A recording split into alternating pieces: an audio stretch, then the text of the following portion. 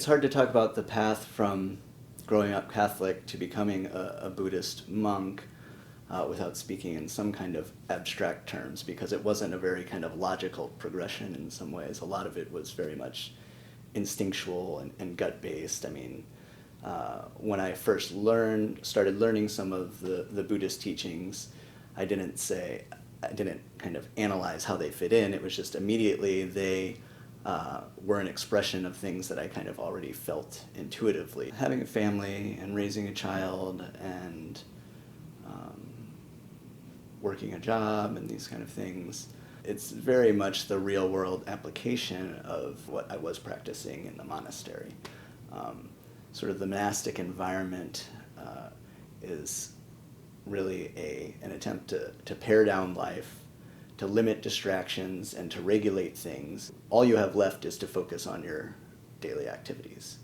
And in doing that, you can sometimes experience like the sacredness of the daily activities, and you can also experience how your mind is going to continually still try to grasp at all of these other little things and try and bring attention back to itself. You know, that your egocentric small mind is always going to still be there trying to push and control things. I think the practice of meditation, where you're practicing over and over again, observing and observing your responses and your connections and the way things kind of fit together around you,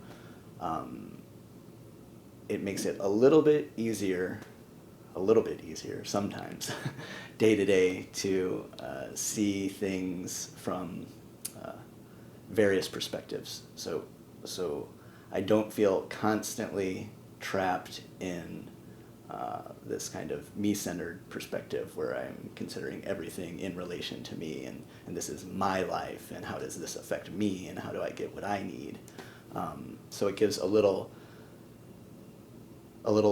space and room to breathe and opportunity to maybe approach things from different angles, and hopefully a little bit less selfishly. Everything that I was practicing in the monastery, I can certainly practice now, and it's actually more challenging to practice it now. I mean, many people look at a monastic schedule and think of a monastic life and think, oh, it's so hard, but it's much more difficult for me now to just kind of practice awareness and maintain